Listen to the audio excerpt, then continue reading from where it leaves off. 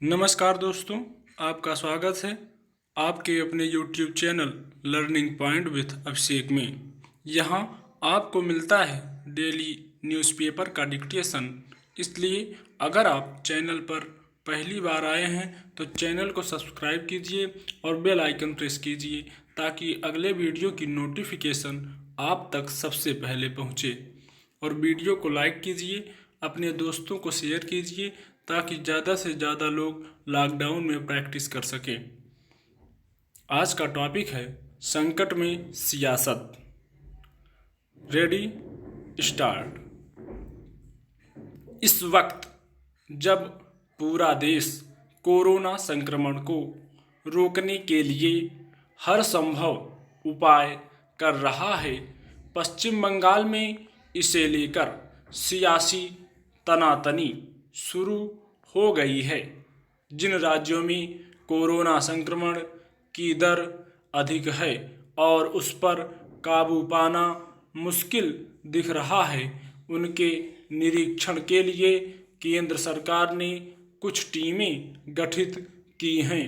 ये टीमें उन राज्यों में जाकर कोरोना प्रभावित इलाकों का दौरा कर केंद्र सरकार को अपने सुझाव देंगी और उनके मुताबिक वहां सुरक्षा उपाय किए जाएंगे। ये टीमें 4 राज्यों महाराष्ट्र, मध्य प्रदेश, राजस्थान और पश्चिम बंगाल में भेजी गई हैं। इन्हें जरूरी सहयोग उपलब्ध कराना राज्य सरकारों की जिम्मेदारी है। 3 राज्यों में सरकारें वहां गए दलों के साथ सहयोग कर रही हैं, पर पश्चिम बंगाल सरकार ने वहां गए दोनों दलों को किसी भी प्रकार का सहयोग देने से इनकार कर दिया है। इन दलों को कोलकाता और जलपाईगुड़ी जिलों का दौरा करना है, जहां कोरोना के मामले अधिक दर्ज हुए हैं। मगर पश्चिम बंगाल की मुख्यमंत्री ममता बनर्जी का कहना है कि यह संघीय व्यवस्था के खिलाफ है। उन्होंने केंद्रीय गृह मंत्री से पूछा है कि किस आधार पर ये टीमें पश्चिम बंगाल में भेजी गई हैं। उन राज्यों में टीमें क्यों नहीं भेजी गईं जहां कोरोना के मामले अधिक आ रहे हैं। वहां गई टीमें बैठी हैं।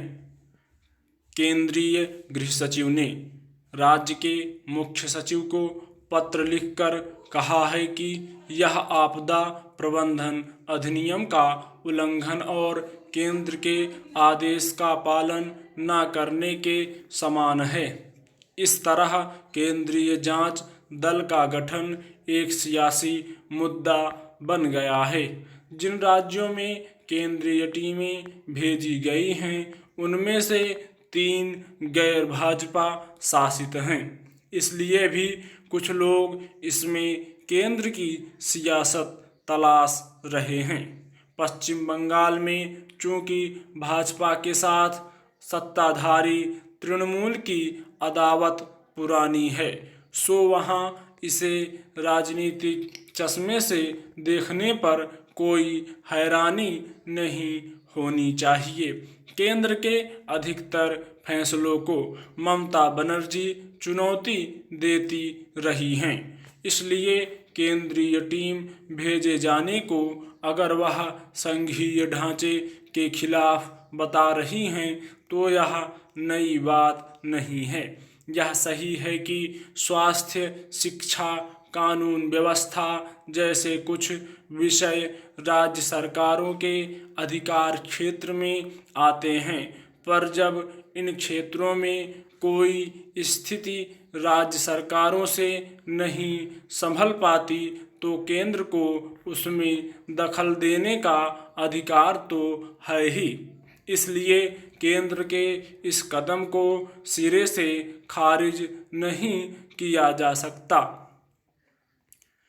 कोरोना संकट एक ऐसी स्थिति है जिससे केंद्र और राज्य सरकारों को साथ मिलकर निपटना जरूरी है। प्रधानमंत्री ने संपूर्ण बंदी का ऐलान करते समय इसकी जरूरत रेखांकित भी की थी। अभी तक सभी राज्य सरकारें केंद्र के साथ मिलकर ही सहयोग का रुख दिखाते हुए सभी नियम कायदों का पालन करती देखी जा रही हैं।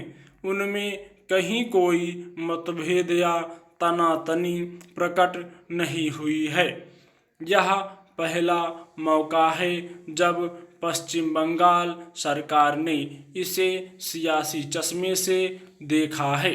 यह वक्त सियासी समीकरण ठीक करने का नहीं, साथ मिलकर समस्या से पार पाने का है।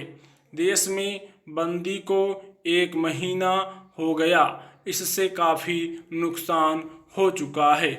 स्टॉप।